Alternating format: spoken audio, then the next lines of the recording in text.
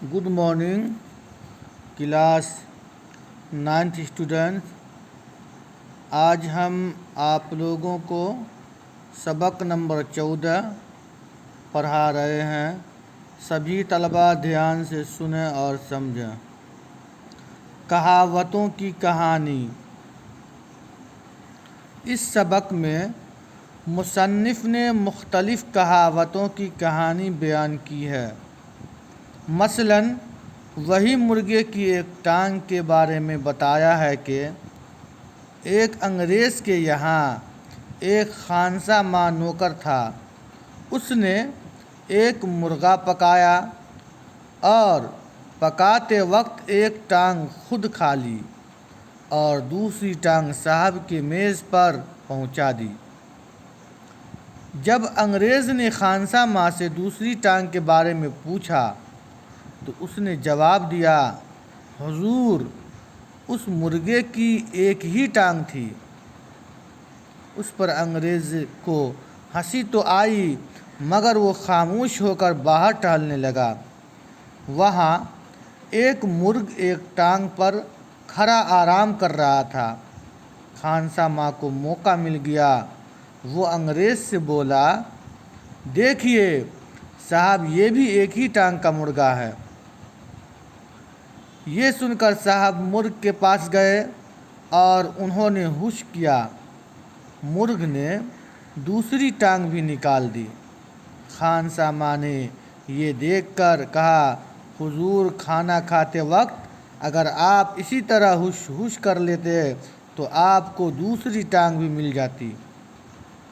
इसी तरह ऊँट किस कुल बैठता है का लतीफ़ा बहुत मशहूर है कि कुम्हार और सब्ज़ी फरोश ने एक ऊँट किराए पर लिया। एक तरफ सब्ज़ियाँ और दूसरी तरफ बर्तन रख दिए। रास्ते में ऊँट को भूख लगी तो वो सब्ज़ियाँ खाने लगा।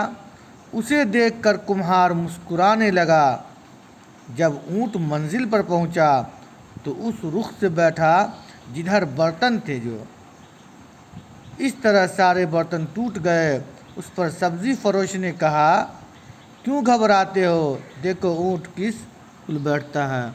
उसी वक्त से ये कहावत मशहूर हो गई। जो इसी तरह जूतियों का सदका के हवाले से मस्खरे की कहानी सुनाई। एक मस्खरे ने अपने चंद दोस्तों की दावत कर दी। जब दोस्त उसके घर आए तो उनके जूते बाहर उतरवाए और उन्हें नौकर के हाथों बाज़ार में बिकवा दिया और उसी से खाना पकवाया। जब दोस्तों ने शुक्रिया अदा किया तो उसने कहा, ये तो आपकी जूतियों का सदका है। मुसन्निफ़ ने ऊँट के गले में बिल्ली की वजाहत यूँ की है। एक शख्स का ऊँट खो गया और तलाश के बावजूद भी न मिला तो उसने कसम खाई कि ऊँट मिल जाएगा तो उसे 1 टके का बेच दूंगा। इत्तेफाक से वो ऊँट मिल गया। अब तो वो शख्स बहुत घबरा गया। उसने दोस्त से मशवरा किया। उसने कहा कि तुम उसके गले में बिल्ली बांध दो और इस तरह आवाज़ लगाना कि 1 टके का ऊँट और 100 रुपये की बिल्ली, ये दोनों एक साथ बिकेंगे। उसने ऐसा ही किया, जिसके बाद उसको मुसीबत से निजात मिल गई। फ़क़त वस्सलाम।